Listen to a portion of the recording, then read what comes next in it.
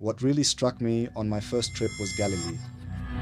The Sea of Galilee is the original one that Jesus saw, where Jesus walked, the whole biblical setting where we picture Jesus, Mary, the apostles.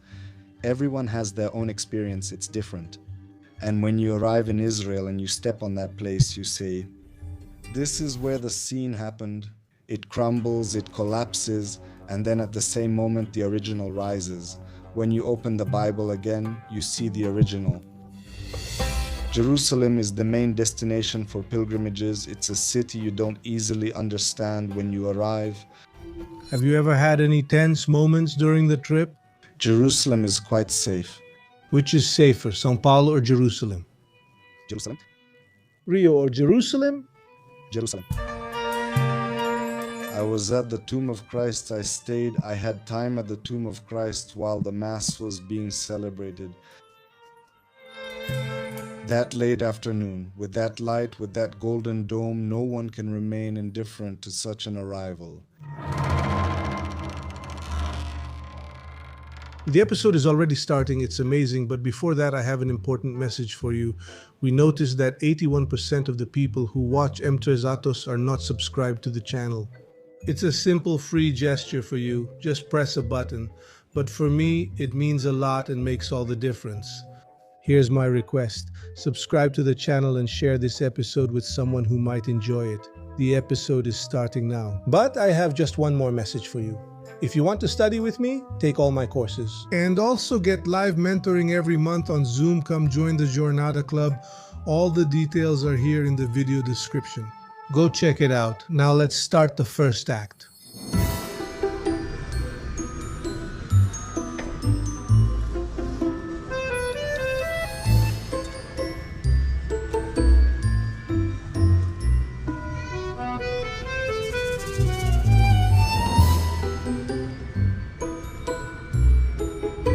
Hold on, we're just getting started.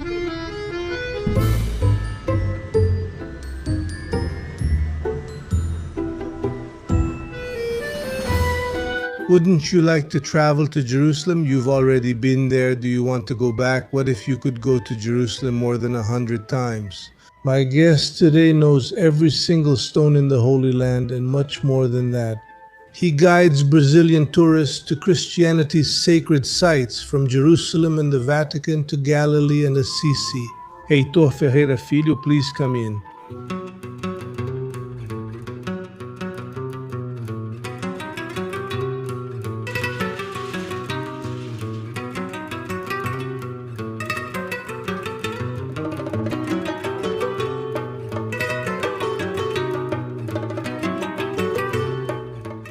Yes. We're still learning how to use this house. It's cool. To keep going it's really cool, it's really hard, and no 2 days are ever the same. You can go to the same place 15, 20, 30 times, and each time is different, and surprises show up every time. No, you can. No, I was going to ask how many times you've been like that. For instance, to Jerusalem.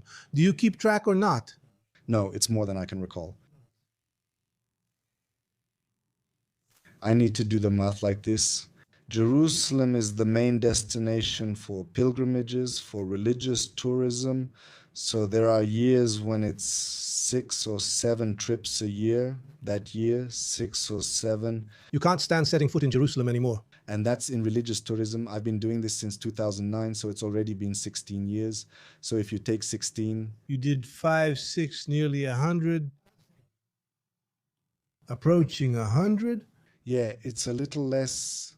Around 80 to 90 times. Yes, I see. No, I asked. You didn't answer. I want to leave it open. It loses its charm. It gets boring to go back to Jerusalem after so many times. No, on the contrary.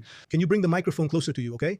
On the contrary, we become more intimate with the city, which is a city you don't easily understand when you first arrive. And then, with each trip, you discover a different little corner. Or the same corner, but with a different meaning for that place, or a different purpose. And it's a city with Jews, with Christians, with Muslims, and the rest of the whole world there. That's it. We want to know what only you know about Jerusalem, what only you saw. What only I saw, the people, Rodrigo, my friends, who are now my friends. So, this perspective of the residents of Jerusalem regarding Israel, about themselves, about the environment where they live, that whole region, the Middle East. Are your friends Jewish or Palestinian? There are both. There are both. I have more Jewish friends than. Because when you go as a tourist, you stay on the Jewish side, right? The Israeli side, right? Yes, so we stay, the agency where I work, which is Qualita, which has already organized your trip. It chooses to stay in Jerusalem.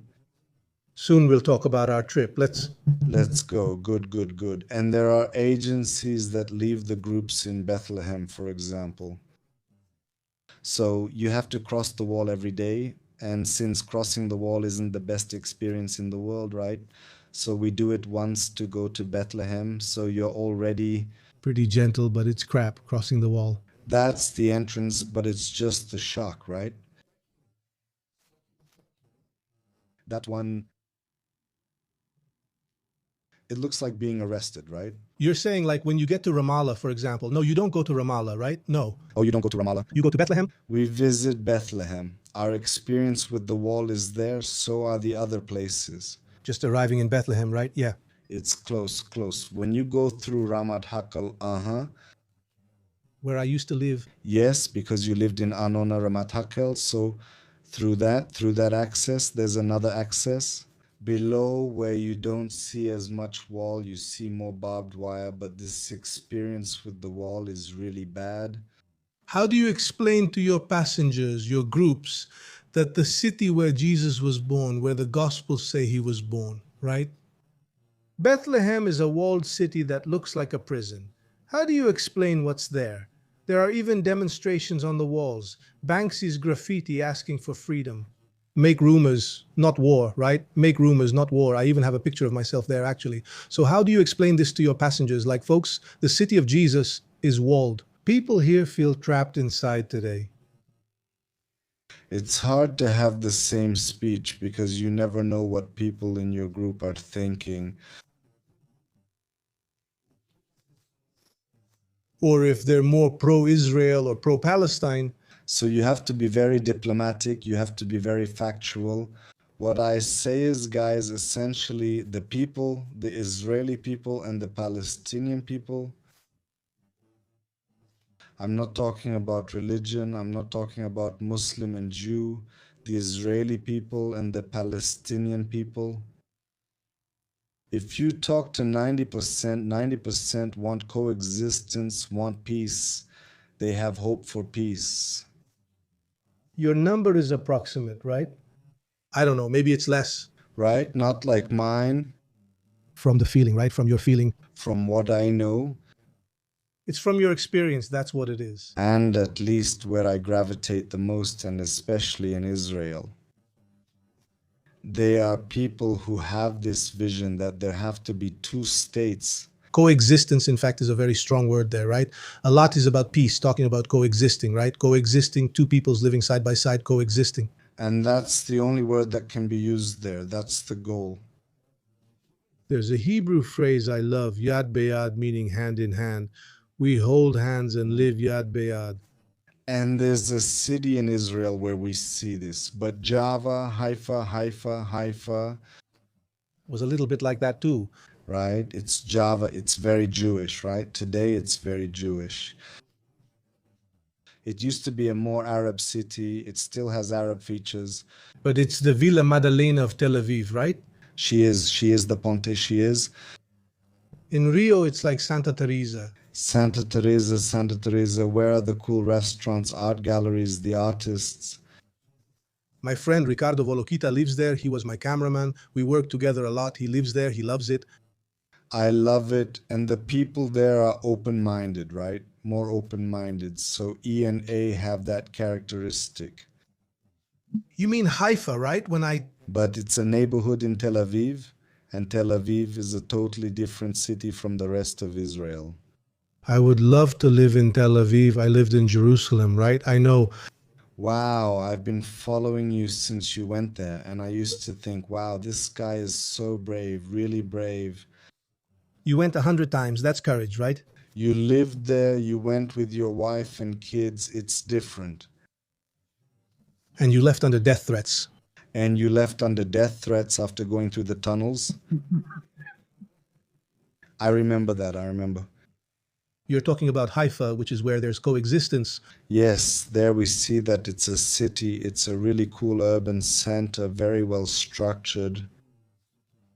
And there are more Jewish neighborhoods. There are neighborhoods where there are Christians, and there are Muslim neighborhoods. But there's movement between them in the center, in that part of the avenue, that German boulevard, where there's a German neighborhood. So you see that it's possible. You see that it's possible. Haifa is a place where in the same building there are Israelis, Jews, there are Arabs, Muslims, and there are Christians. Of course, Christians are a tiny minority, Christians aren't even relevant to that place. Actually, in terms of numbers, right? right? But just seeing Israelis, Jews, and Muslims living in the same building, in the same apartment complex, that's something you don't see in Jerusalem. You really don't see it in Jerusalem. So a certain community, and if suddenly there's a certain community either on one side or the other, they start moving into that building. So one goes, then another, and before you know it, the whole building is like that, either Muslim or But usually that's what happens. The Jews start taking over, right? Because the Muslims, the Palestinians have been leaving. Actually, yeah, there are neighborhoods in Jerusalem, East Jerusalem, that it was agreed the Palestinians would stay there. like Sheikh Jarrah, for example, near the old city. There, right? Yes, on the other side, it's another Orthodox area. Where there is, He crossed the street and there was trouble. he crossed. If you enter Mea Shirim, oops, it's Jewish and ultra Orthodox. I was grateful. It's something else. So when you go for a walk, you arrive in Jerusalem, and this closeness with the city, this freedom, I gained it, I gained it. Ever walked alone in Mishirim? I put on black pants, a little white shirt like this. I put on my little kippah and walk without a cell phone in my hand. Nothing. Nothing can take pictures of them, no. No, no, no, no. In fact, there are some night tours around Jerusalem, and the bus goes into Mea Shirim. Has your group ever done that? Yes, several times, several times. And Let's look at these people who don't want to see us. then let's walk by. Nobody touches their phone. Oh, you guys get off the bus. No, no, we go by bus, and the instruction the group has is not to use their phones, and nobody takes pictures. I went there to film and report on the traditional Charim socks, right? It was tough. They stopped us from filming and would cover the camera immediately. No, they are. And if they think the bus is going too slowly, then some people from the businesses, from the stores, come out and start signaling for us to leave, to go away. I defend them too, right? Because when we go to a place like that, we're kind of wanting to observe. They must feel like little animals in a human zoo. Ah, look, because we have big beards, we wear these black clothes. Everyone wears hats. It's intriguing. And when you arrive in Jerusalem, the Brazilian groups see a type of Jew they've never seen before. With those huge fur streimels, not those hats that are really expensive. They're from Europe, From Eastern Europe, right? From Eastern Europe when the Jews were in Jerusalem. and they return, yes, because when they return, yes, to the Middle East, to Israel, They are the Ashkenazi, right? Yes. the Ashkenazi, and the Sephardi have a different dynamic. Other communities, others. How do you explain what Ashkenazi and Sephardi mean when people ask? I don't understand it. I go to the region, the Ashkenazi, the north central part of Europe, where they settled.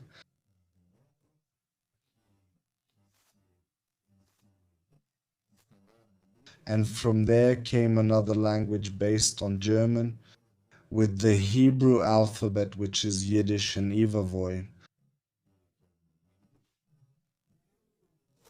They speak a lot of Ivavoy. Even American Jews, even today, they still have these expressions, so they use them.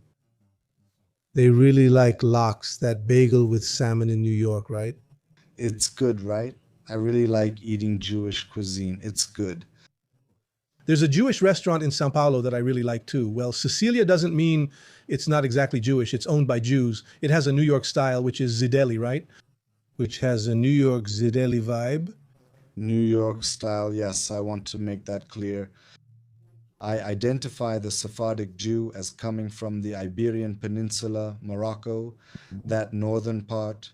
Lighter skin, I think that's Ashkenazi usually. Skin more like ours, more Latino. That's Sephardic, right? Farad, right? That's what they say. They ask a lot, the groups ask, but why is the Jew in this territory? They're so white and blonde and blue eyed and all that. And then they understand when we talk about this move to Europe and the return that they come back Europeanized, right? Including in appearance. We started talking because I asked how you explain to people that Jesus' city is walled.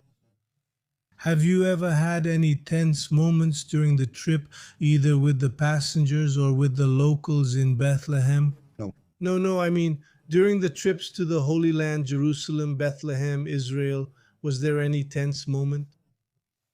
there was near the Lion's Gate in the old city, the walls of Jerusalem, one of the gates, the Lion's Gate. We would leave through one of the gates, the Gate of Flowers, and we would walk around the outside of the wall to access another church. Santana, you would leave the old city to go back to the old city. To go back so you'd avoid those. You went through the Palestinian area, you did. It was so next to the wall, a very empty land, rocks and olive trees. And there was a little boy, a Palestinian, who didn't really understand what we were going there to do. And he came with stones, so he picked up stones, and until he understood that we were,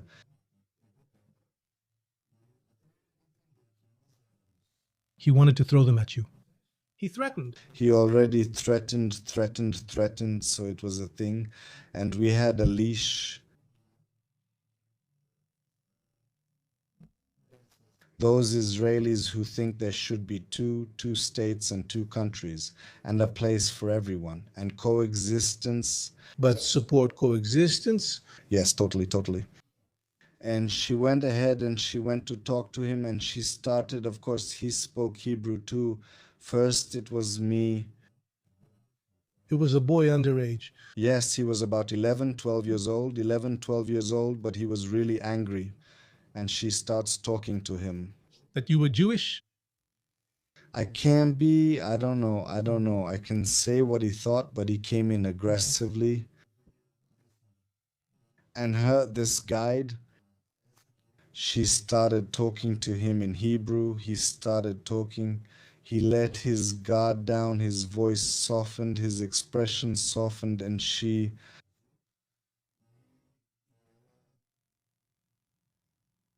explained that we were a group of tourists and Brazilians. Being Brazilian helps, right? Yeah, because then soccer comes in as a reference, right? I put little Brazilian flags on everything, so we made some friends that way. It opens streets and paths, right? Even during the World Cup, I was born. Jordania, it's only the Brazilian flag that we see in the Palestinian cities, right? And then she explained what happened and how her speech, she spoke. I make a point of speaking to him in Hebrew, what I'm saying to him in the tone I'm using. So then he mentioned to her that When he used to hear Hebrew, it was always something harsh, or the message came out bad and he was angry, he was furious, and she said, so she insisted that they listen to Hebrew, but with a good message, with gentle and beautiful words, a message of respect, respect without violence, right? Yes, because he usually hears Hebrew from a police officer or someone threatening or hassling him. That's what happened. Yes. So this care from this Israeli woman, so that Hebrew comes as peace, as a language of a friend too, right? Of a friend, of a friend, of a friend, of a friend. It was an intense experience and everything happened quickly. And from anger to letting go and smiling and then saying hi to us. And then he says, then comes Romario, then comes Ronaldinho. He still talks about Romario. He still talks about Romario. He still talks about Romario. Neymar also still talks. Neymar talks, but he was really into Romario and Ronaldinho. That was in 2013, 2014. So that experience for us was one of the few times I had a bad experience in Israel, which was different from how it usually goes. Because Jerusalem is a very safe city. Yes, it's a very safe city. Safer than anywhere else, I really feel for us. right? Yes. For those who are traveling, yes. And the groups, a lot of people arrive scared, right? When you say a tourist says to their family, oh, I'm going to Israel, then they say to you, you're crazy because there are bombs there. It's this, it's that. So there's Which is safer, Sao Paulo or Jerusalem? Jerusalem, Rio or Jerusalem, Jerusalem. Jerusalem. When people ask, we stay in some very well located hotels in Jerusalem. So at night, there's the old city. I like to stay at the King David, 5 stars. Look, I like it. I like the Notre Dame, That's the religious one from the Vatican, right? which was the first pilgrim's house built in Jerusalem.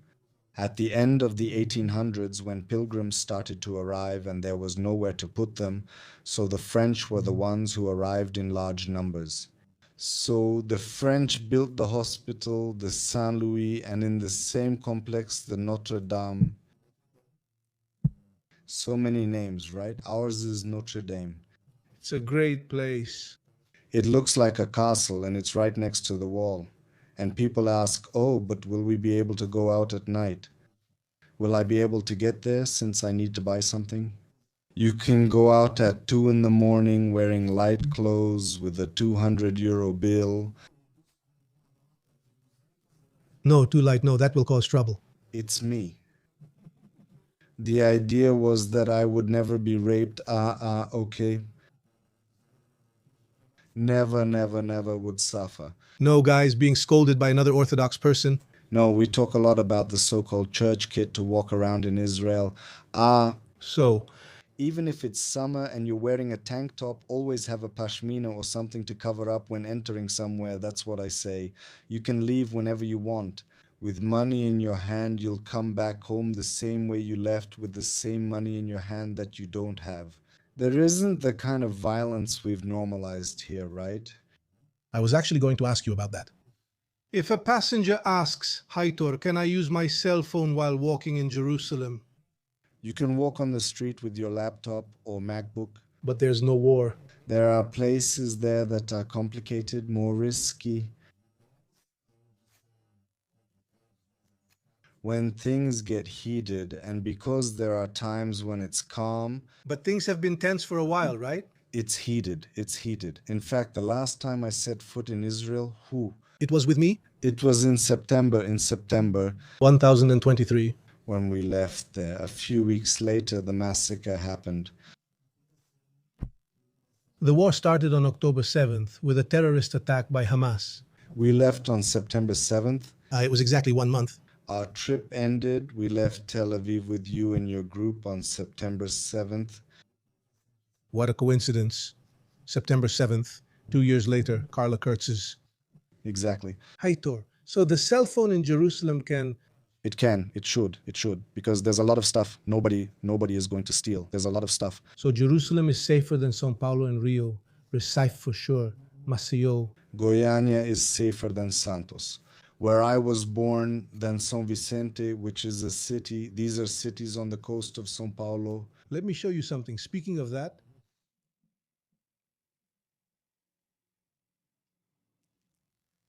Wow, how did it get to you? Did it? mean anything to you?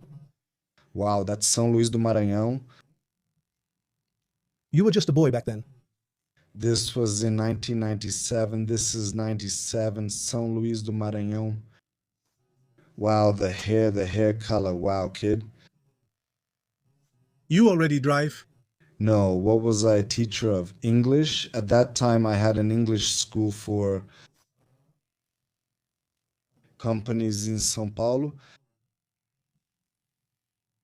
And I never even dreamed of being a guide. I had just had one experience as a guide.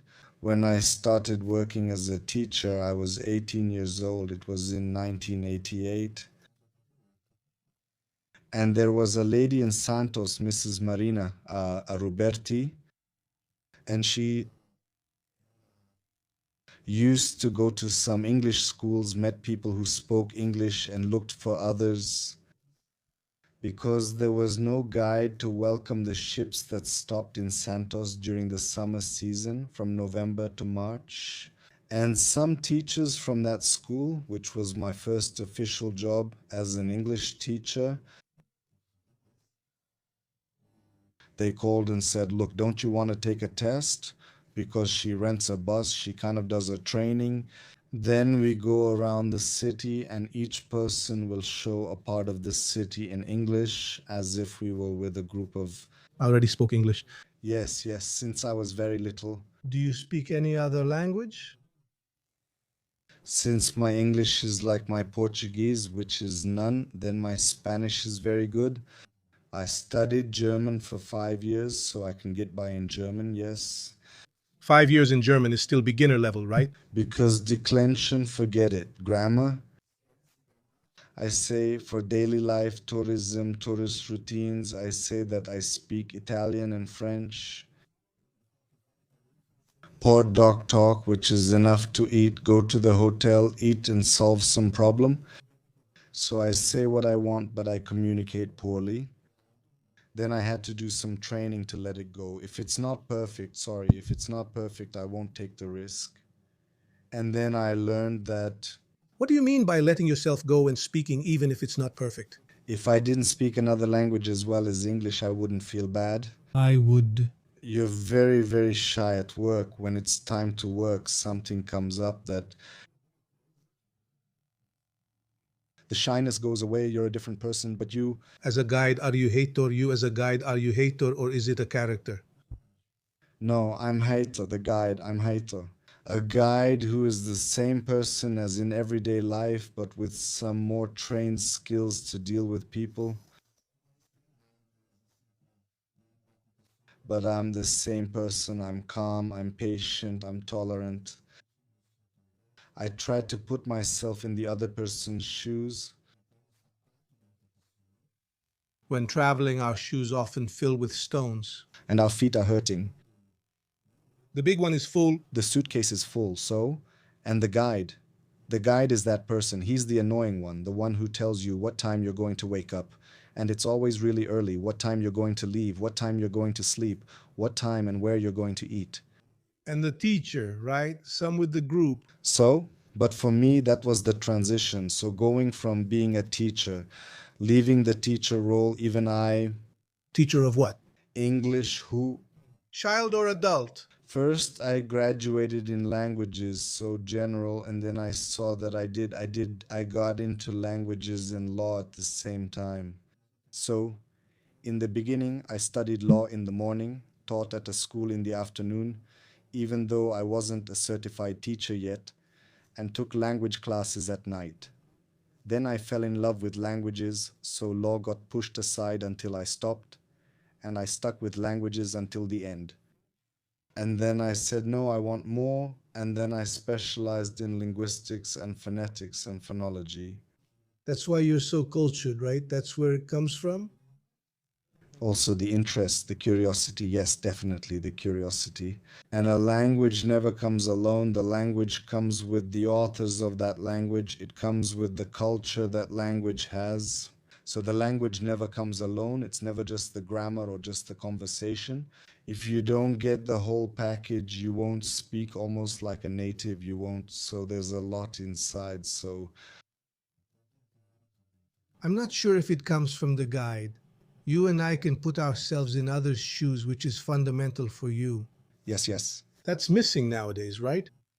Yeah, right. And I hear a lot that even in the most stressful times when there's a problem or someone is really upset, I'm able to stay gentle.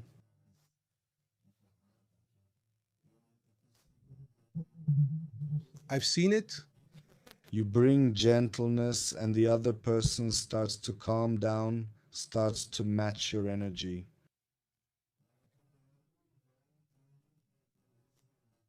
Let's solve it together. But I know that person has something, something's bothering them. Their shoe is hurting, their shoe is hurting. We talked about this, and I even wanted to ask you. Brazilians are famous for traveling with a lot of luggage. Nobody can carry all the Brazilians' bags. Have you ever had a situation with luggage? A lot, a lot. And the world has changed, the world has changed. And until recently, Brazilians could board with two bags of 32 kilos each, when the rest of the world was already at one bag of 23 kilos. Brazil still had 32 kilos for many years. Right? You could take two 32-kilo bags in economy with the cheapest ticket. And if I'm not mistaken, it was Brazil, Colombia, and Mexico. But there was this baggage allowance, so it was very complicated. Imagine a group of 40 people, 50 in a 50-seat bus. There was no luggage compartment. Brazilians still bring lots of luggage and pay for excess baggage. They pay for excess baggage, but since it's now pricier, people are more cautious and rely more on carry-on luggage. But for one person, a big suitcase, the kind that's like a little dog but with wheels, that counts as two pieces of luggage. When that gets on the bus, it's two pieces of luggage at the hotel when you go down. It causes congestion. Also, the person backpack. Not to mention the purse and the backpack, the coat. The thing is, yes, there is one and there is one in some groups, including a large group that Qualita does twice a year, which is Pedro Siqueira's group, twice. We took the train, a Grand Vitesse train route from Paris to Lourdes, so we wouldn't have to spend 10 hours on the road, or else do 5 hours and then sleep. And the adventure of boarding a group of 180 people onto the train à grande vitesse or any train, because the luggage compartment on a train is minimal.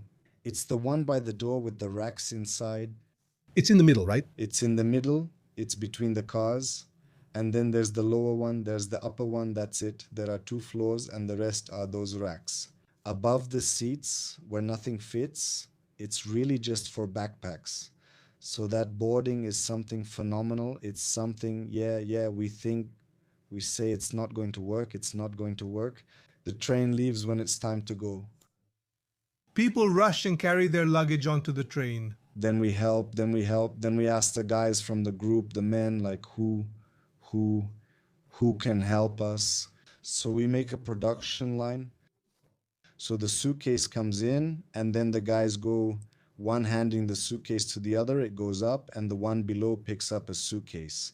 We organize it as a group effort, so no one person is burdened. Left to carry the suitcase alone, there's no more space or room. There's no room, and sometimes when the train arrives at the station, the train is going to keep going, the final destination isn't Lords, it goes on to Pau, it goes on to Tarbes, something like that. And there's a specific time for you to take your bags out, right? And then in one of those situations, someone grabs a bag just like at the airport baggage carousel, right? You might grab a bag that's not yours.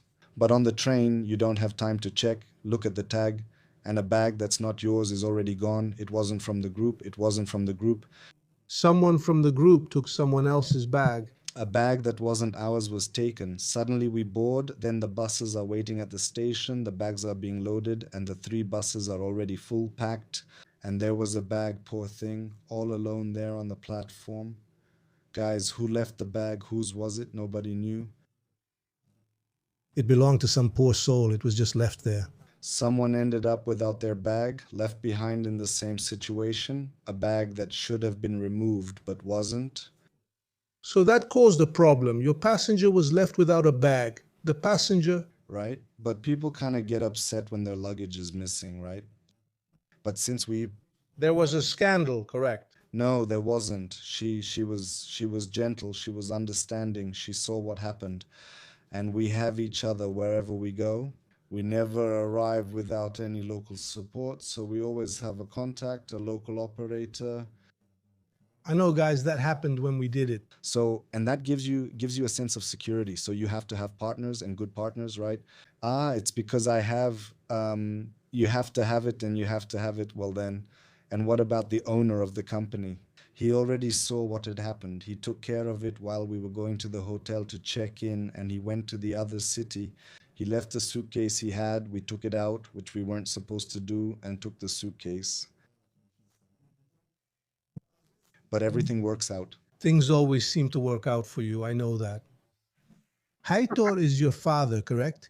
You got into religious tourism because the lady from the ships invited you, right? Yes, not you, but that was a one-time thing. And then it was another one-time thing. I did three summer seasons for. To welcome the people coming on the cruises. Yes, I would take the groups of Americans who, during the stop in Santos, would buy the ship's tour. And I learned how to do it nicely, to tell the story of it. I went to study the history of what Santos is. Are you from Santos? Are you from San Vicente? I was born in Santos, which is next to San Vicente. I lived my whole life in San Vicente, a quieter city. But the doctor was in Santos, the dentist was in Santos, the English course was in Santos. So I had experiences in both cities, living in San Vicente.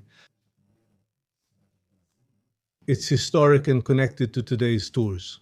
I studied my city, Santos and San Vicente, and discovered new things. What's great about Santos besides Pelé? It has a fantastic historic center, the coffee exchange, which tells the story. There's still a coffee exchange there today, right? Official exchange, but back then it was really the exchange. That's where the trading sessions were held to decide how much a sack would sell for. The money came in through there, money for Brazil, for the state of Sao Paulo. Sao Paulo is Sao Paulo because of the coffee port. But not a boring kind of tourism, that one. No. It's not, since the historical part is well preserved, and you'll ride on a tourist tram, just like the ones from back in the day, going through the historic center, listening to the city. And you know everything I know. I know. Still remember. I remember. So, What do you say when you arrive in Santos?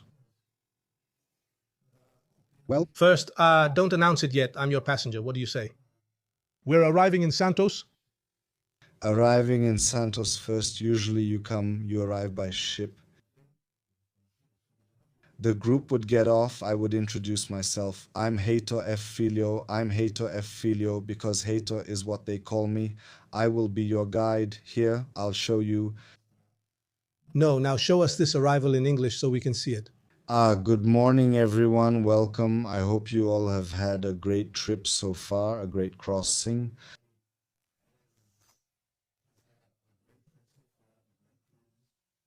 Today you are in Santos. Santos, it's the biggest port in Latin America. No? I'm already asleep. Wait, you said it's the biggest port in Latin America. Say something to the people like, wow. And this is the place where Brazil began because Santos is located on São Vicente Island. São Vicente and São Vicente was the first place where the Portuguese settled after the discovery in 1550, so 30 years later. In 1532, they decided to create a society and a country, a community in Brazil, and they chose São Vicente. So you explained that Brazil was discovered there in Bahia. Bahia? But urban life, a civil life, began in 1532 and it started in São Vicente. And you were born there? And I am from there.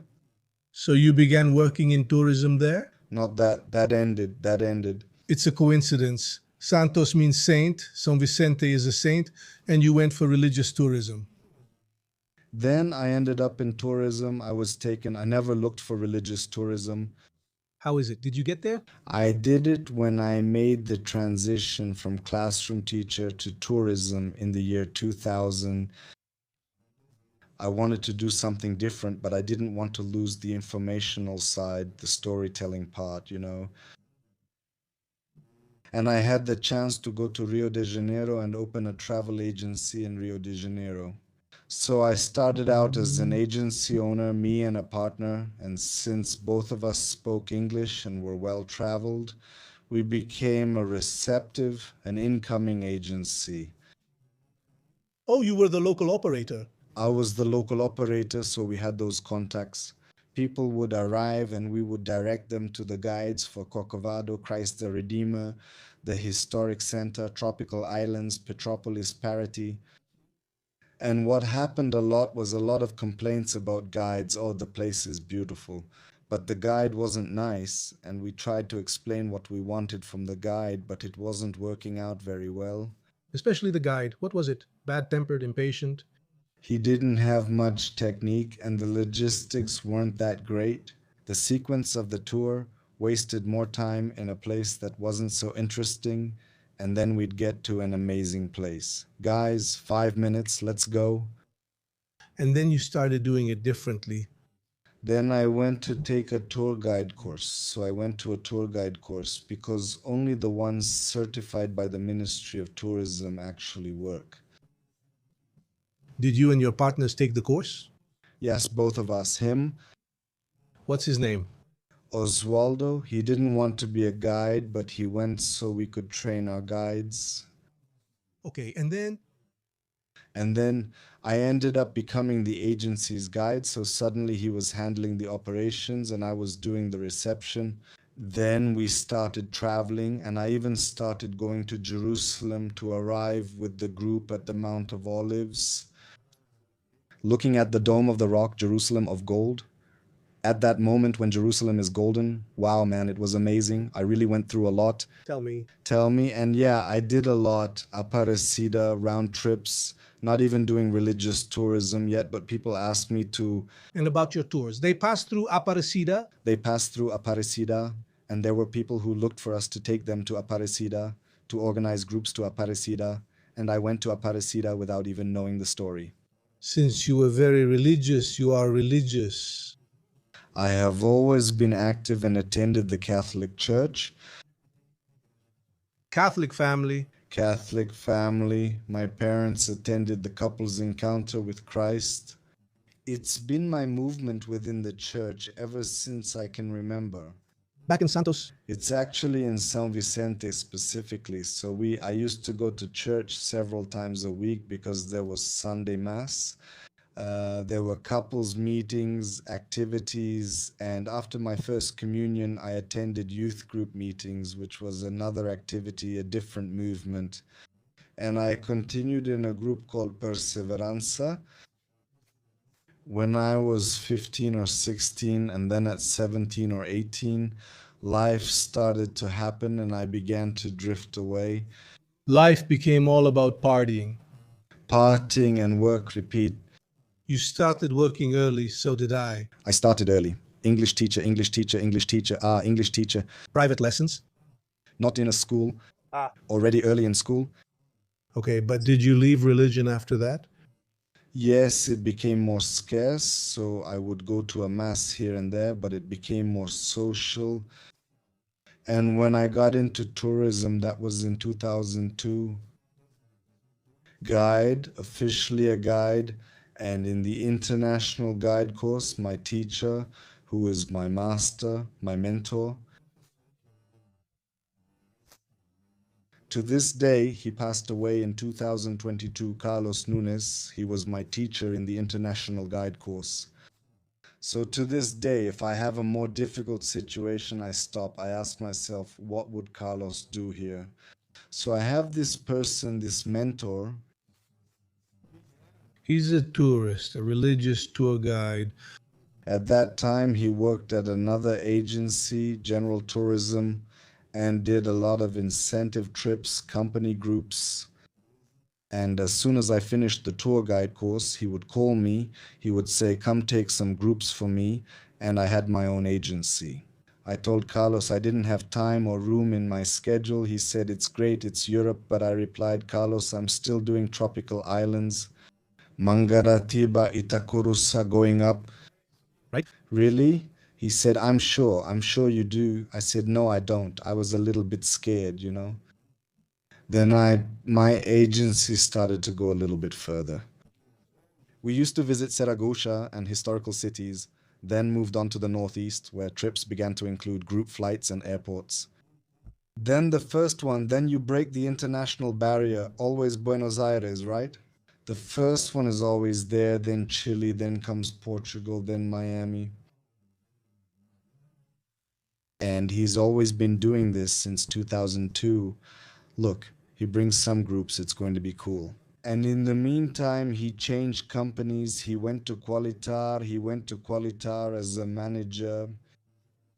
He said, I'm at another company now. There are similar religious tourism itineraries. I think it's just your style. I know you can speak that language. And I said, Carlos, I don't have time. And that's been going on since 2002. In 2009, he would call like that all those years. And then he set a date. I said, look, I can do this one. I can do this one. I can do it in 2009. Where did it go? So I'll get there. He said, come for an interview. Come meet the owners of the agency. I had an interview with one of the owners, with Luciana. And I say that she hated me. It's true. In the interview, She admitted that. no, I saw it. I joked with her today, saying in that first interview, on day one, you said it wouldn't work and you didn't like me. By the way, there's a story about how you didn't like me the first time. You'll tell me about it later. That's not what happened. No, it's not that I didn't like you. It was you. It was Rodrigo Alvarez that I was bringing. There wasn't a story. You felt something strange. It wasn't that you didn't like it, but I was more afraid of Anna Cristina.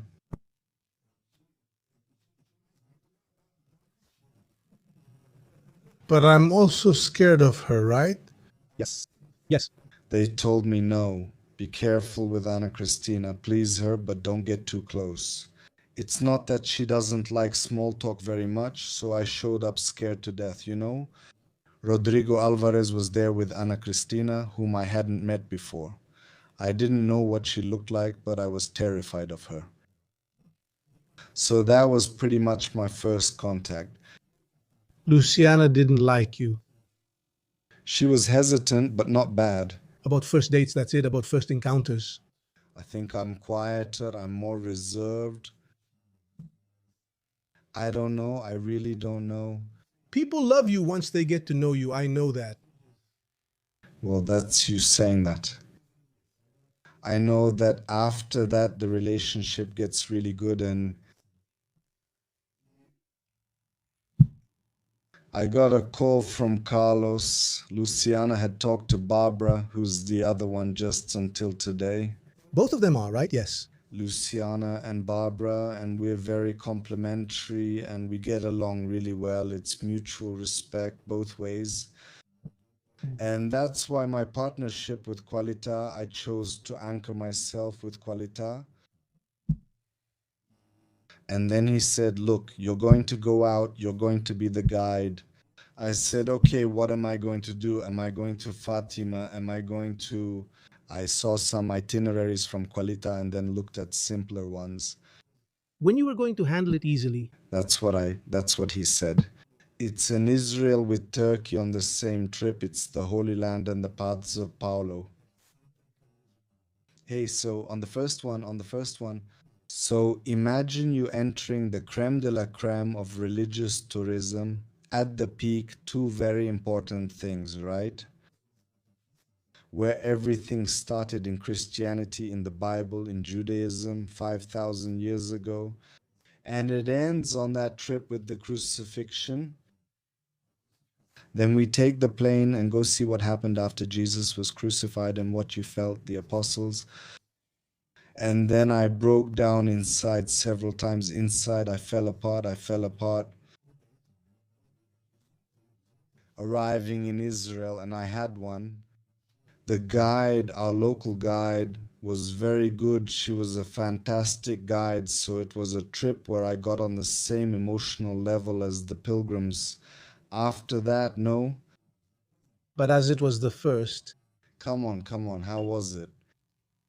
what was your feeling? Did you arrive? I'm in Jerusalem. I'm in Jerusalem. What was it like the first time at the Holy Sepulchre where Jesus' tomb is? The first time didn't get to me. Not the first trip. No, what got to me on the first trip? It was Galilee. It was Nazareth. It was Tiberias. It was the Sea of Galilee. It was the Mount of Beatitudes, because there, the Sea of Galilee is the original of what Jesus saw, where Jesus walked. So, all my life in church as a Catholic, I had the Bible stories with the images in my head that I had created. Everyone creates their own, because we watch movies, we see paintings, we see drawings, we see stained glass in churches. So the whole biblical setting where we place Jesus, Mary, the apostles, everyone has their own. It's different. And when you arrive in Israel and you step on the place, you say, this is it. That whole scene, it collapses, it crumbles, and then it rises up again at the same moment. The original, that's it. For me, in every place, this transformation of what it was, every biblical passage, the story of Jesus in my mind, in every place, this was very powerful. You change your imagination, what you had believed to be true your whole life. And from then on, when you open the Bible again, you no longer see that little scene you had created. You see the original, The real you. you see the real Galilee, and there's the Galilee that's light. And then we go to Jerusalem, which is heavier. So did you love Jerusalem the first time? No, I was impressed by Jerusalem. Did you hate Jerusalem? No, I didn't hate it. I was very intrigued by Jerusalem. First, like the first arrival when you leave Galilee, and Your journey began in Galilee. so it started in Galilee. From Tel Aviv, From Tel Aviv airport to Galilee, about a 2-hour drive. no, we slept. We arrived at dawn, okay, and we slept in Tel Aviv, woke up in Tel Aviv, just a quick stop in Tel Aviv. Tiberias. No, Tiberias. Yeah, It depends on the language, right? yeah. Yeah, Tiberias. Yeah, Tiberias or Tveria, right? It depends. Tiberias. So Galilee is lighter, more natural, sunnier, with fantastic light. I always remember telling the group, this is where we see Jesus smiling. So that's yours, but then what did you do? We're going to get into that part. So always starting with Galilee to follow the timeline, right? And then comes the first arrival in Jerusalem, because it's a whole lifetime. I heard that song, Go Up to Jerusalem, offering Virgin. And when you read, oh, so-and-so sings. Can you sing it all? No? No, okay. Here it's just me. When I'm on the bus with the group, then I remember all of them. Do you see the references? Not because Fulano went up to Jerusalem at that time. Fulano went up to Jerusalem. Then I understood going up to Jerusalem, that from anywhere you go to Jerusalem, you go up, you ascend to Jerusalem. And then coming out of that desert, That's where the expression to ally comes from, right? to ally with the climb, right? To make the climb the climb. And as you go up, you go through that desert. And suddenly you're on the Mount of Olives. And we stopped to make the triumphal entry at Mount Scopus, next to the Hebrew University of Jerusalem. And there we have the ritual of the triumphal entry. Then each person gets a wooden cup. Then comes the wine that we got from some store in Cana. And we're going to make a toast for our arrival, to read Psalm 122 of the pilgrim's arrival at its gates. Jerusalem, a well built city, and in that late afternoon, with that light that makes Jerusalem look golden, with that golden dome, and there's no one who remains indifferent to such an arrival. There's no such thing. Later, you'll get to know Jerusalem, then you'll see the flowers and the thorns of the city. When you saw the olive trees from the time of Jesus there in the Garden of Olives, in what you felt in Gethsemane, Ruberti approaches him. I could only think, this one saw him, this one saw him. Which is the oldest one, 2,000 years old, the one that's closed off. There's one there. this one saw Jesus. Jesus placed his hand here, and that was the phrase that marked me for the rest of my life. When we got there, this one saw him, this one saw Jesus, this one saw Jesus. So in this place, he is in a church, which is the church of the agony of the last night before Jesus was captured, when he sweated blood. And when you enter this church, Jerusalem, that sun, that heat, and you go in, all that violet light, you enter the passage of the stone where Jesus says, take this cup away from me, and he is in agony, where he sweats blood. On that stone, that is where, Inside the church, right, inside the church. where the popes usually pray, right? Yes, exactly. And this stone, it has beautiful artwork, which is the iron crown of thorns around it, right? So when you combine the Garden of Olives, which has this part that is natural, that has that construction from the 50s, and that reminds you of that night, it's a powerful experience. So at that moment, Jerusalem, Jerusalem, it sweeps you away, it sweeps you away. It's not that you feel happy, because there in Galilee, everything is very sunny. In Jerusalem, we get a little down and come back. We get into the story. What it was like for Jesus, Jerusalem was not an easy city for Jesus. So much so that he didn't want to go there, right? Not just at the end. And he avoided going to Jerusalem because that's where the Romans were. He wouldn't be able to fulfill his mission if he went to Jerusalem earlier, right? Isn't that something? The first time at the Holy Sepulchre was shocking for me, since I had imagined Calvary and then had to picture it inside there. The ladder, the cross's location, and placing your hand where it stood before touching the stone all evoke a feeling. Whenever you visit, you always touch the holy places just like you always do. Always, always, always, always. The group goes, and when the group passes by, because the group is with the local guide, once things calm down, I go. You pray? I pray. You make a request when you pray, don't you? No, I don't know. I give thanks, I bring something. Instead of coming and asking, they've already asked me how I make requests. Oh, you don't write little notes? I say, no, I bring.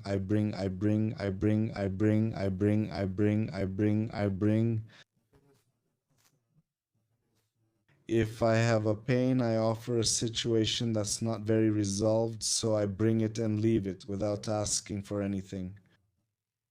So instead of coming in saying, oh, I want, no, I just put it there. When my hand is there, I'm leaving those things there. A big thank you for that. Where you put your hand the most. It's at the Holy Sepulchre, at the tomb of Jesus. It's at Calvary. The tomb of Jesus, it's very quick. You can't stay long. It's at Calvary, at the place of the cross. On the stone, right? Ah, you touch there, but there's always a Greek priest kicking us out. There's the Orthodox one. So if there's a big line there, but if there's no line there at Calvary, at the place of the cross, he's more easygoing. He lets you, and that's something I really like to do. The day in Jerusalem is over, the schedule is done. We went to the hotel and then dinner is there. Dinner is free. Everyone eats whenever they want. The Holy Sepulchre closes at 8 I love going there at night, so at night, it opens at dawn. sometimes at 4 in the morning. We've already been there. I went to attend a mass with Friar Anicio, who was my Franciscan friend. The Franciscan hour, right? It's beautiful in Portuguese. It resonates. When I visited, Suddenly we were all there at 6:30 in the morning, the whole group. You enter the tomb where there's that antechamber before you reach the tomb itself, and there's a little altar there. you mean the hermitage with Jesus' tomb?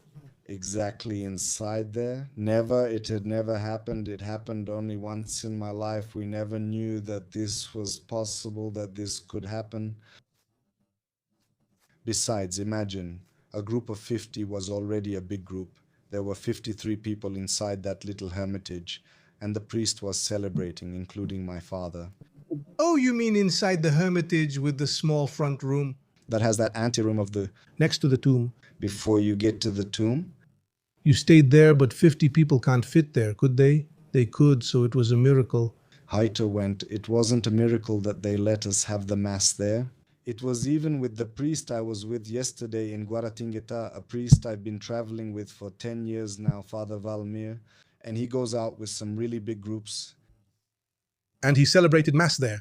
He celebrated Mass there. I said, Father, you have no idea. You have no idea. He said, I think I do. And it was one of the greatest emotions I've had as a guide in Jerusalem at the Holy Sepulchre. That was 2 years ago. So post pandemic, it was a year, wasn't it? It was the year you went. It was in May. Was it May or June of? But what was it that touched you so much?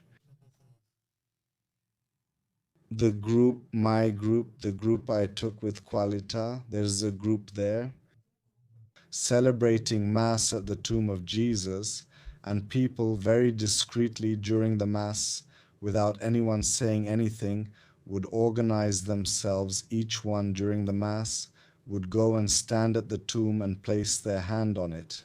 Because when we usually go in, first there's that line, a line that looks like it's from Disney, and then you go in.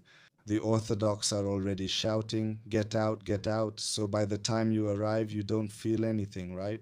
But you arrived and stayed. We stayed there for 50 minutes. We stayed for 50 minutes. So that was my strongest experience of the Holy Sepulchre, the Mass celebrated at the tomb. And I didn't. I thought it had been a mistake. You get a paper from the Franciscans with the reservation for all the masses. I said there's no tomb, it's that chapel in front, of course. But it's that Greek chapel. It is. Orthodox, that's right. It was recently renovated. And when we went to the Franciscan sacristy and he said, don't come to the cup, and started putting us there, I said, But wasn't that kind of unofficial? official? Even official. What moved you just now? Now, Duke, Remembering that, did you get emotional? Why not? the strength of the moment, until I understood what the Holy Sepulchre was, until the Holy Sepulchre. It took a little while to sink in, it took a little while. From what you're telling me, it took more than 10 years for you to feel that emotion. Yes, that feeling of really speaking up. I was at the tomb of Christ, I stayed there, I had time at the tomb of Christ while Mass was being celebrated. So that was the strongest experience of the Holy Sepulchre. You said that when you go to these places, you offer something. What did you offer that day? Nothing. I was just grateful for the chance to be there. Nothing. So there by the empty tomb of Jesus, I didn't have the courage to even just to be there at that moment. The empty tomb, foundation of the Christian faith. It's a good thing because It has been seen as proof of the resurrection. the empty tomb, so everything is there, the empty tomb. So when they make that visit, they don't have that sense of what that empty tomb really is because there are so many people. The visit is very quick and Sorry, without finishing. You were going to finish, weren't you? no. You've seen it, you've changed during your trips, especially on some of them. You've gone through a transformation. Yes. The people who go with you as well. You notice that those who go to Jerusalem, who go to the Holy Land, come back changed. Yes, in fact, many, not all, but many. But if the transformation doesn't happen during the trip, the groups repeat every year with different destinations. Is there a lot of left versus right conflict in Brazil? People say I'm Lula or I'm Bolsonaro. On trips, we see groups form on each side. Another one happened in ours, In ours, some supported Lula and others Bolsonaro. but at that moment, you don't have to talk about the right. Left. It seems that along the way this changes. They start to forget about it a little and it starts to change along the way. There's a transformation that happens. There are things that become more important throughout the journey. Yes, totally. And I think this is a transformation. It's a return to the spirituality of religion. This departure because suddenly the world became divided between right and left. Everyone, this is right wing, this is left wing. I can't see myself as either, so I'm like this, I'm like this. And I know here it's like this because no, You're everyone's guide. I'm everyone's guide, and this is the world, and I'm part of this world with all these people. So there's no such division. I can't understand the division. I can't understand the division. On these wonderful trips we take, I had the opportunity to bring something I found along the way. Yeah.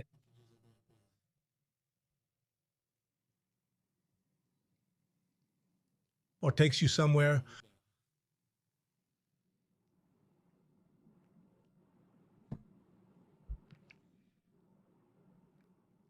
This stone, it's Galilee or not.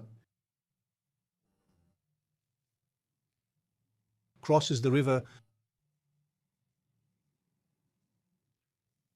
By the color, can you tell which buildings have this color? The reddish stone. Stone, because if we look, the stone from Galilee is dark, the stone from Jerusalem is light, it's a beige color. Petra is beautiful, Right. the pink city, Petra, and also a very powerful experience, right?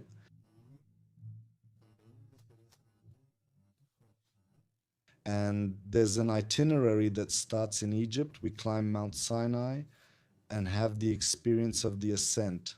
And then you're in the place where Moses received the tablets of the commandments, where we have like the place of Moses receiving the tablets, which are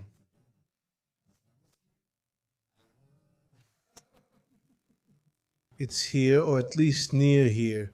it's Cairo. This is the start of our trip back when we were young. We're in Cairo and starting our trip, and we start talking about the story of the Exodus, the Pharaoh, the Hebrews enslaved in Egypt. And then we're going to follow the path of the Exodus. This place moved you. Why did you go there? First, it was very far away from me. Pyramid, the Sphinx. I have two feelings here. A feeling coming in, which is the surroundings of the pyramids. That's one. It's a really ugly neighborhood, so it really reminds me. The communities here in Brazil, they're like that. They're not very well taken care of. They don't have much structure. And but I thought that was the first shock. When I arrived, I expected only dessert, but then I saw the pyramids and the Sphinx. But then when you get closer, when you go, you get there to Khufu, Khafre, Menkaure, face to face with the Sphinx. First, I had this thing, I came here for work, so my job brought me here. There's a sense of accomplishment here, there really is. I remembered making trips to Petropolis, making road trips, traveling by road. By bus. Bus? You started on the buses? I was a bus worker, I started on buses. It was tough. It was tough, so I began making trips to Petropolis. The groups from Aparecida, which back then I didn't even realize the size of Aparecida like I do today, right? Especially because the teacher is really good. The teacher about Aparecida from Aparecida is really good. So the first thing, I'm at the pyramids. I got here working. So it was a feeling. I made it when you got to the pyramid. It was right there in that photo. It was one of the moments. It was one of the moments of awareness, of accomplishment. So now I can say that I am fulfilled as a guide. One of the times, right, that this feeling came. So being with the group in a place like this, Where you still need to go. look, I pray a lot, so I ask, then I ask for what I ask. I pray a lot, I ask a lot. For Our Lady to appear in Central Park in New York, for Our Lady to appear in Tokyo. They said she appeared in Bosnia. So, but I go to Bosnia all the time, so I go to Bosnia. I know, I love it. I know, but she missed New York. That's why I ask and say this. Arrive in New York, Seychelles, and Tokyo. There's no Tokyo for you to visit. No, then I have to go around. I have to take a vacation. I have to go on vacation because when I'm working, I go. Where Our Lady appeared, only there, and where are they? I only go to the places where Our Lady appeared and the cities of the great saints, right? Do you follow Pedro Siqueira's trips a lot? Yes, I've already done 8. What a person who attracts people, right? Many Catholics because of his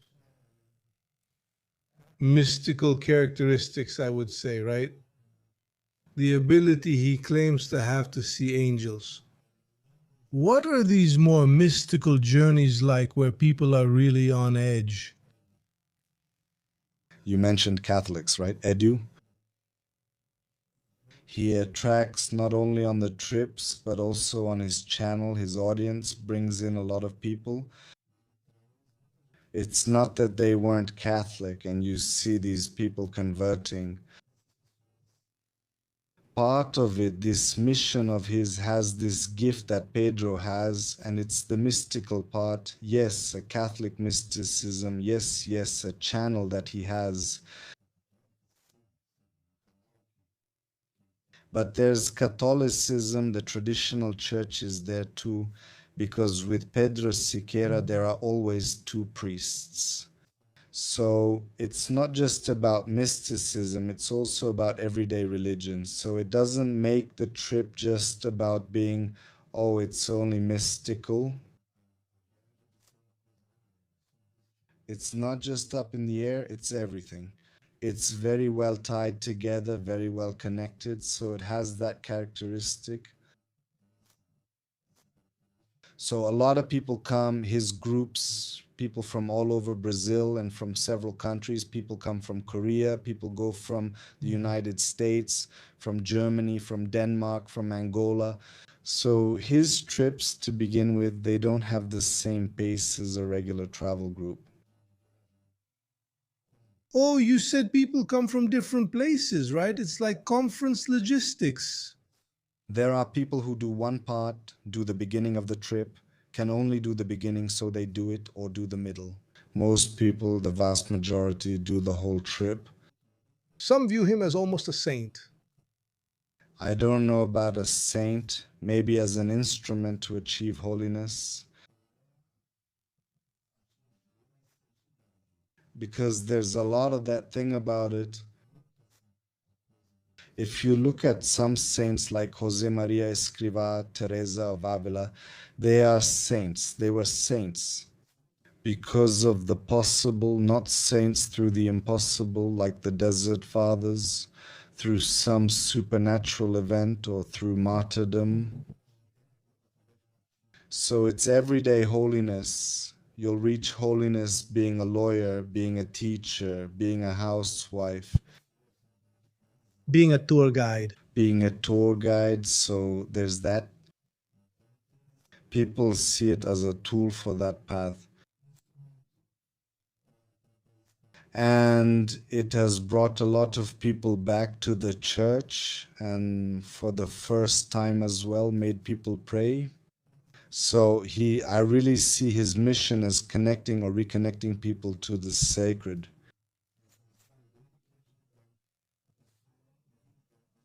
Assis today, maybe you could say, is the place with the highest concentration of important saints. That region, Umbria, is a cradle of saints. So there's Assis, there's Clara, he's not from there, but he's there. Calicut has Saint Benedict, Saint Scholastica, there's Saint Rita, so it's a cradle of saints there. And we're going to see several of them. We'll start with Saint Rita. Let's begin. I love climbing up to Rocca Porena there. So Rocca Porena is another place like that. It's like Mount Sinai. For me, it's a Mount Sinai. I think I cried just remembering that climb. It was so moving. And that she would climb to be with God, to pray. If you want to talk to God, she'd climb to speak to God. She climbed up, and I sang a song there that reminded me of this one. She would climb to talk to God. It's called the Escolio de la Preghiera, which is that one. And it's beautiful geographically and visually, it's beautiful. But when you get up there, you're surrounded by mountains. There's already a transformation there, right? There is for me. It's like a Mount Sinai. It's like climbing Mount Sinai. It has the same effect. And Assis has a lot of Jerusalem in it too, right? Yes, it does. And Francisco, Noizinho Francisco, isn't he the Alter Christi, the other Christ? I think that of all the saints, no one came closer to being like Christ than Saint Francisco. There was an expression that the first Christians used. I find it very interesting, which is to imitate Christ, to be the imitation of Christ in the positive sense of the word imitation. And Saint Francisco was that he was the most faithful, I think. To remove his clothes and wealth. We see that we're going to follow Francisco's steps from when he was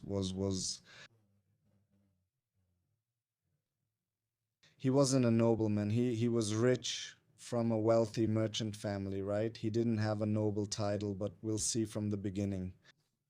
And what's interesting is that the place of the renunciation where he really marks his story is before and after that place. And the event, it's in the church where the body of Carlos Acústico is. The Basilica of Santa Maria Maggiore. Not the one in the Vatican, right? The one in Assisi. No, not Assisi. The one in Rome, not Vatican either. Which is the sanctuary. It's the sanctuary of renunciation. So very, very, very... Everything is deeply interconnected. Interconnected. So I know your sewing will be very good. It will be beautiful, and we'll go too. Well, we're going to see the story of Saint Clara. So, and still in the region of Assisi, still because Assisi, the beautiful, medieval, wonderful city close to what it used to be in the 1200s during St. Francis's era. But his life, if we think about it, his life was down there where Porziuncola is. He breaks away from what's up there. And for me, the peak of this break, what is St. Francis? We will see it in Laverna, in that place. Another place of change. Of transformation, receiving the stigmata. And only those who have been to Laverna and you know what that place is like in that forest, on top of that mountain. You can't help but cry in Laverna. St. Francis. For me, when I think of Francis, it's Laverna. His life was here. But for me too, I really like the Eremo delle Carceri, that place where he also isolates himself, where there's a rock, right? That tradition tells us has the shape of a body. It's a tradition. That's what it is for me. Possibly. He used to sleep there, right? When we leave Assisi, we go to San Giovanni Rotondo. Padre Pio, who has this reference, this very strong closeness with Francisco and with Jesus, Francisco and Padre Pio. It's impressive. Francisco, not the Pope, right? Saint Francisco. Saint Francisco. But actually, over in San Giovanni Rotondo, there's a huge mural on a wall with Pope Francisco, Padre Pio, Francisco, Saint Francisco, Saint. Saint Francisco, Saint. We'll see. Since we're in Italy, I want to invite you to something. Let's go to the kitchen. Let's go. Let's transport ourselves a little. Dove to the kitchen.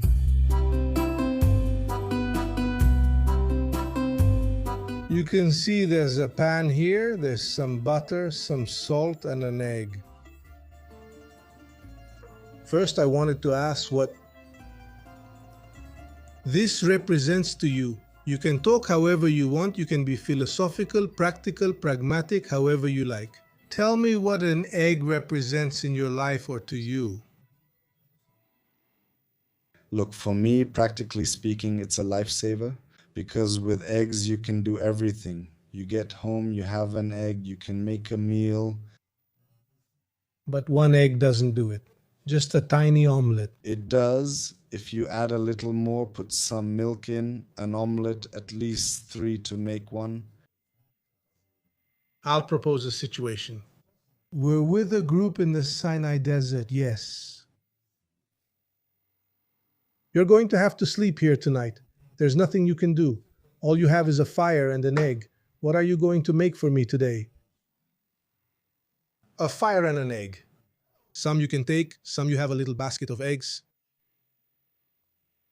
You can use water, boil it, or do whatever you want. However you make this egg, I'll serve it to you. Meanwhile, a bit of cheese with jelly. Wait, that's honey. I'll have that later.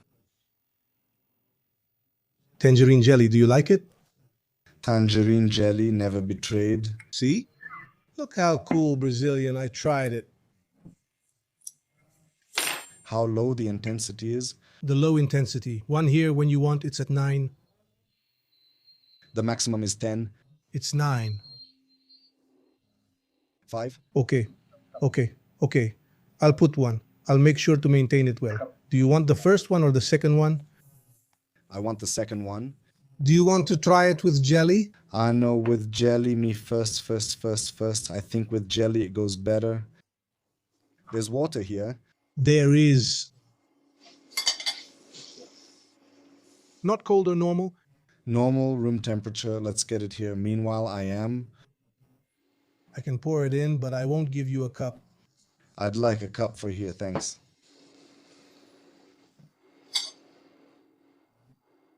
Hey. I left it here, see if you like it. I'll do it.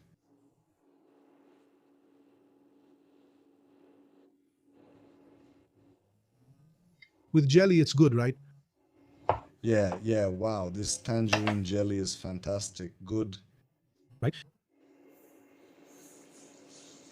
Fantastic, good. I'll have to be quick here. Is there somewhere to put the peel over there? You can put it here. Good. Let's go. See if you can do it before it burns. Let's go. This is our Sinai Desert egg, so it's going to drop really fast. Here. Your tourists are really hungry. Wow, the car broke down, the Jeep broke down. I need to be nice. You have to help. They're hungry. The lady walked all day, climbed the pyramid, and now she's starving in the desert. What will happen? She's gonna have to think this is really good. What are you going to call this egg? The desert egg. The desert egg? The egg of the desert's emergence. It's the manna. Didn't the Hebrews have manna when they were in the desert? But that's already past.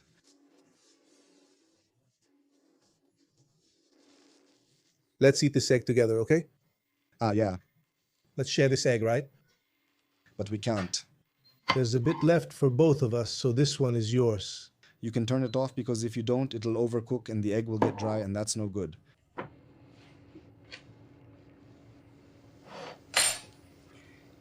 Should I give it a score? Oh, no. No score. It's not a scramble, it's like this. It's fine to add a little cheese or something on top. Look, grating, a little cheese if you want. Grating, that's not an option. The kitchen is primitive, we're in the desert, and no one grates cheese here, but the Bedouin left some cheese. What do you do with it? Don't use it yet. First, wash your hands. Use honey, no. No, not honey. Let's wash our hands first. Next, I'll take this one, the scent I already tried and like. There's no grater, but you can use a knife to grate it, look. Here we use the serrated edge of the knife and make some shavings around the plate. So great, but now you've really made it Italian? I'm remembering at the Italian restaurant the guy grating Parmesan, right? The Parmesan, It's like the tide, the smoke is like a trip. right? And it goes well with the hot dish, with the moment of choosing the cheese. I almost thought of The strongest one is the mother's side. that's where this smokiness comes in because it has a smokiness, doesn't it? It's aged, right? Aged, I don't know if that's called smoked, but it's aged. That's not true. It doesn't have a flavor. It doesn't have a smoky flavor. And we add a little salt, or did you already add salt? It doesn't have any flavor or smell. I put a little bit of salt, but the salt in this cheese, I think that This isn't the mare fumasa, it's the madre. The fumasa is this one, so we both got the stronger one. Can I add a little salt? I put it. I have a problem, I need to know a little more. Okay, that's fine. Okay. Oh my God. Look at that. Who would have thought I'd be eating an egg made by you today, huh? Here, man, don't scare me like that. And it actually turned out good. Butter. Smooth just like you. Here you go, egg, gentle as you. Thank you. Look, Just, only you could put me in a situation like this. Give me such a scare just to make scrambled eggs. But look, butter, egg, and a wonderful cheese. You like to philosophize? Do you philosophize alone? Sometimes I think I do, but without knowing that it's philosophizing. What I think is cool about the egg is that the egg is the essence of life. The egg is the origin of life, right? Yes, it's something that holds a secret. That's so beautiful, right? You only see the shell, you don't know what's inside, and it's complex on the inside. It has yolk and white. Each part has a different kind of nutrient, and it turns into countless different foods. Yes, that's magical, right? That's magical. From it, an endless number of things come out, like carbonara spaghetti.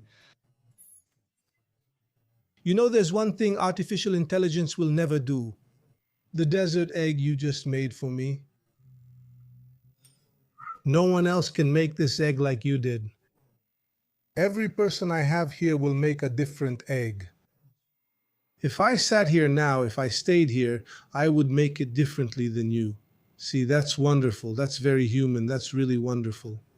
Even more human is knowing that if I make a second egg here, it will turn out different from this egg. It will. You can even choose the same recipe, but it will come out different.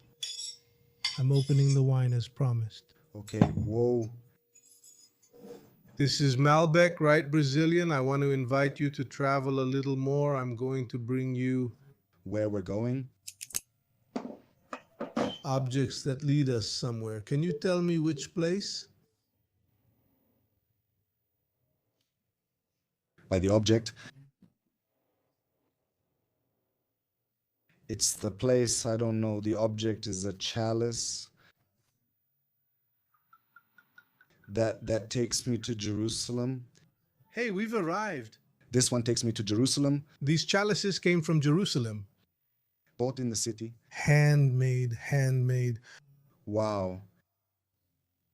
They are silver chalices, And these stones, crafted with stones from Jerusalem.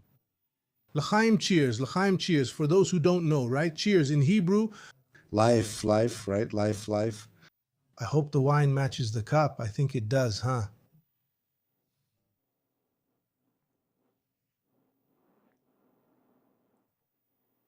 What is this here? Very ugly. What does this remind you of? This inside here of something very similar. The scrolls, the Qumran manuscripts, when they were found at the Dead Sea, in Qumran, they were in jars. They were in jars like this in the city of Qumran. These are official replicas of the jars that held the Dead Sea Scrolls. Beautiful, right? Fantastic. Fantastic. How beautiful. Fantastic. Including what was found. It breaks a lot of people's theories. Because in the Bible, it was changed that over the years, some books, for example, Isaiah, was found in the 1950s in Qumran with the same divisions, the exact same words, word for word, as the Bible we read today. The oldest known Jewish Bible comes from there. It's from Qumran and housed in the Israel Museum's Shrine of the Book. And if I'm not mistaken, the correct number is 67 copies of the book of Isaiah. 67, I didn't know that. Important for Christianity, the foundation that connects Christianity with the Old Testament. Yes, yes. Exactly. There's Isaiah. No. There's a connection. Isaiah, when you read Isaiah in the Old Testament, there's a part in Isaiah, he gives the state, the city, the neighborhood, the street, the number, the zone improvement plan code, where the Savior comes from, where Christ comes from. I'll go further. Isaiah 1:3. Yes, yes. And the donkey will recognize its master, and the ox its master's manger. Look, that's the basis of St. Francis's nativity scene, the one we were talking about earlier. From Greccio, which turned 800 years old now that it has, which is a sanctuary. Without Isaiah, There is no nativity scene. There isn't. there's no donkey or ox. That's Isaiah, not at all. It's true. And what's curious is that from St. Francis's nativity scene comes the tradition of celebrating Christmas. Because until then, until the nativity scene came out, until people had that perception of what the birth of Jesus was, until they could visualize it in the nativity scene, the great Christian celebration was Easter. So from St. Francis comes the tradition of Christmas. So, let me make you an invitation. Let's talk in a different way. We talked sitting down at first, in the first act of our performance. The 3 acts. Second act, we're standing. Next, we'll be lying down.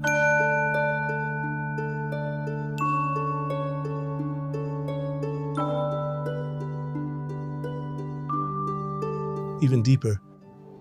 I'm going to go back in time with me. When you were 6 or 7 years old, your father disappeared. What did you feel about that day? You went to the movies. You were in the middle of the street in Santos. Yes, it was my father. Every weekend he would take me and my brother to the movies. My sisters were still very little, and there was a certain movie theater that always showed cartoons. And we would arrive in the late afternoon and leave when it was already dark. And my father decided to play a joke on me, so he and my brother, he said to my brother, let's hide from little Heitor, because my father's name is Heitor. So at home I've always been called little Heitor, even to this day. Your younger brother. My younger brother. And they hid behind a car, and I found myself in the middle of that crowd. Movie theater exit and entrance. I couldn't find my father or my brother. I headed home since we were far away. The movie theater was in Santos, where we lived. But you didn't think they left you. So I never had that perception. I never felt that way. That never crossed my mind. No, I've asked myself, because I've been questioned about it, if that left a mark on me. Because it was an abandonment. I was separated from my mother at age 6 in an Apanema square, and I still feel abandoned. That's why I still suffer the consequences of that small unintentional abandonment to this day. And it was very intense for me, as if my mother had wished not to have me anymore. Not to have me. At 6 years old, the same age you went through this. How interesting. Well, I didn't have that. I didn't have that question. I didn't have that feeling for me. They left, but they already went home. But the movie theater was in Santos. Movie theater? The movie theater was in Santos, and we lived in São Vicente and had to cross avenues. Avenida da Praia, it's 6 kilometers. And when Google Maps started, when it came out, I was telling someone this story, and then I went to check. The distance is 6 kilometers and on foot. An adult at a good pace would do it in an hour and 15 minutes. So I, at 6 years old, did it in at least 2 hours. While everyone was going crazy because my father never thought I would leave there. They were going to hide. It would be funny, me looking for them and them showing up, but I didn't say no. They had already left, so I went home and I kept walking. I remember we couldn't just cross the street. We had to look both ways. And without an adult. So when I had to cross the street, I would ask some adult who was passing by, I would ask them to help me cross, the avenues. I would look for a guide. I would look for a guide, but then, speaking of looking for a guide, what stayed with me from that experience, it wasn't that I was forgotten, that I was abandoned. What stayed with me? My global positioning system is really good, so I was born with a built-in global positioning system with a sense of direction, which very few people would have at that time, at 6 years old, to know how to leave another city and find the way home. And they found me already close to home, almost arriving home. Using your global positioning system with the universe above us, where do you want to go? In the universe, You can go wherever you want. I think that without a fixed point, you know the story of the astronaut who orbits the Earth and sees the Earth, the delights, the pains, the hardships, the good things, and seeing it from the outside like that, floating in space with that little cord, so without still in the area, but seeing it from the outside. It's not fear that takes away your dream.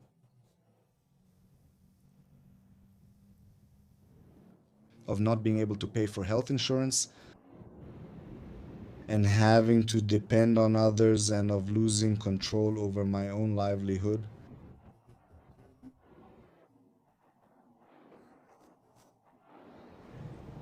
I think it's being broke and dependent. And that's why you work so much. Yeah, and I like it. I like to work. I say it's a job that doesn't tire me out.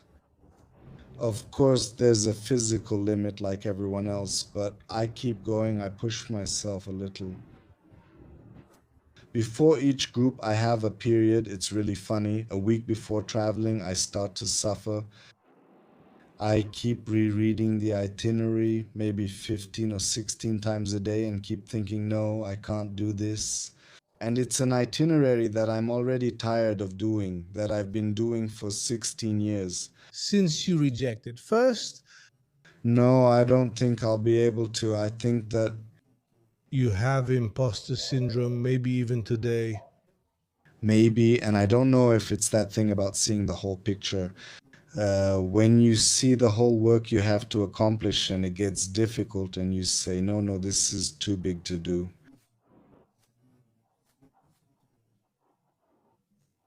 But once I reach the airport for check-in, it passes. Then you are Heitor the guide. Then I'm Heitor the guide who breaks down that huge task, because an itinerary with a group for 2 weeks is one thing. It's like climbing a Sinai. It's climbing a Sinai every day, and then I keep breaking it down, okay? So it's today and the next day. Today I'm doing what I have to do. and already reconfirming the things that will happen the next day, because you can't just show up the next day, just show up. Oh no, I know I have a bus here, I know I have a lunch the next day, and just relying on paper. So we have very good partners. I have a very good agency behind me, the team. I say if it weren't for the team, the quality of the office that paves the way to move forward.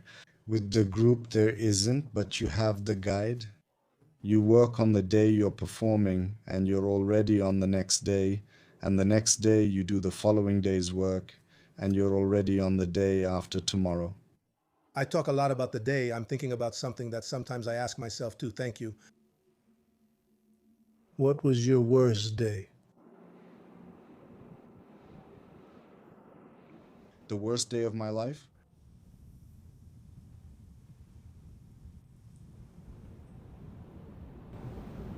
I don't think I've ever had such a bad day that I could say this is the worst day of my life.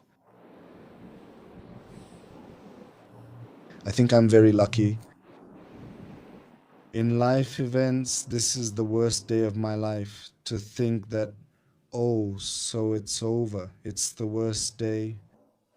The day you suffered most.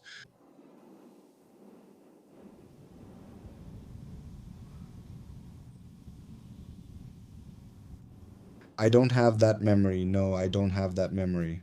What's your earliest memory? The oldest one? I must have been about 3 or 4 years old. And I remember we used to live in an apartment, a really nice apartment. The view from that apartment is an old memory that I remember. That I don't know. In São Vicente, then, the view of the sea and the stormy days, I remember that well. But what really stood out in that apartment? One day when life was going on as usual, just like any other day, and suddenly the phone rings, those heavy black rotary phones, and my mom starts screaming into the phone saying, "What? Paulo died? What do you mean?" Paulo was my uncle, my father's brother, and I was crazy about Uncle Paulo, that fun uncle, that one. So that's one of the oldest things that I remember like this. And this is not the saddest day. Yes. Maybe, but what I haven't brought for decades, I don't remember that. I remembered now that you brought it up, but it's not something that comes, it just came up now. Yeah. But I didn't really understand what it meant to die, what it was. I just knew that I loved him and suddenly he disappears, right? But I didn't understand. I didn't understand. Now that you understand, do you fear death? I'm afraid of suffering, of death, of the indignity of dying, of being in a bed and depending on someone to change your diaper, someone to feed you through a tube, in your nose, mouth, or stomach. There's a natural death you're unafraid. No, none. It even happened yesterday. Yesterday, someone said, oh, because so and so said he was going to take a nap. It was even a conversation in Guaratinguetá. On Sunday, so and so said, I'm going to take a nap, but didn't wake up. I said, that's how I want it, that's how I want it, and I know that's how it is. By the Catholic religion, by the church, it's a thing, it's a sin to end your own life, but I already have. I've already told my family if I have something that doesn't have a fix, not to prolong anything, not to prolong life over life with palliative care, with nothing, just let it go naturally. And if I'm conscious, if I'm aware of the situation, something that really has no way out, I know terrible days are coming. I think that solution of going to Switzerland. You support euthanasia? Your right to end your life, to go there, yes. I would do it. I would do it to spare myself and those around me. In that way, it happens like Antonio Cicero did with Mariana Lima's brother. You leave with dignity, you leave with respect and asking for permission for God to go, to hear in a dignified place, in a beautiful place, being able to say goodbye to everyone, remember everyone, with everyone, still having you with what's the look? Nice? Yeah, a nice one. One last fond memory. That's not what you mean, right? Yes, yes, there is one last memory. Yes, yes, totally, totally, totally. What I was going to ask you. Is that we talked about a lot of complicated things, especially at the beginning. We talked about how difficult life is in Jerusalem, a place that we Christians associate with Jesus, with good things, positive things, the relationship between humans and God. And we're seeing a war that's been dragging on for almost 2 years now. But actually, it's an 80-year war, which is really a 5,000-year war. Yes. Since the first movement of the Hebrews, right? Towards the land of the Canaanites, it was already the beginning of war, and this war never ended. What would you want, what would you wish to happen if you could draw the near future?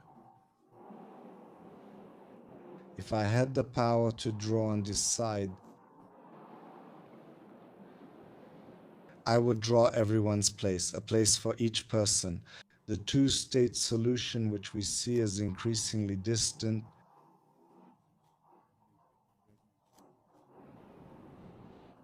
and that's a great sadness I have, because it's a land that I deeply care about.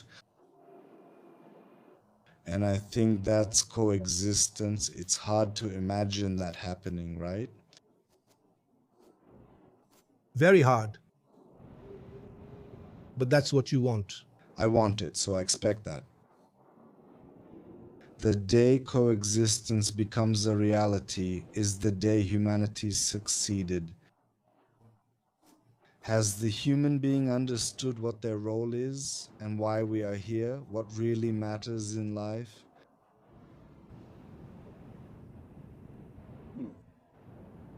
Coexistence includes everything, us here and society, not just what's there. It's kind of like John Lennon's song, which is a utopia, right? Imagine. The idea of a world without religion as well. I never thought about that aspect of the world either. Like, imagine talking about a world without religion, but thinking about it, that's what she's saying. But maybe we could think About a world in which religions don't conflict. Maybe it's a way to understand too. right, yes, that's the ideal me. You must have also been to several different services, Catholic, evangelical, African-based, Buddhist, Hindu. I've always been very curious about these manifestations and how each person experiences God within themselves, and I think they're all very valid. The confrontation doesn't make sense, right? Exactly. But it's also essential to humanity, right? We were born fighting each other, right? Right? The first clans were already fighting.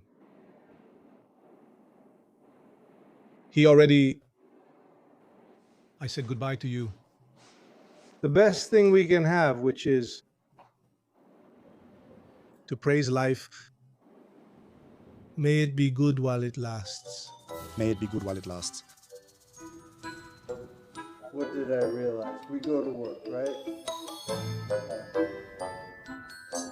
fantastic experience, one of the greatest moments of my life. I'm happy to revisit my experience.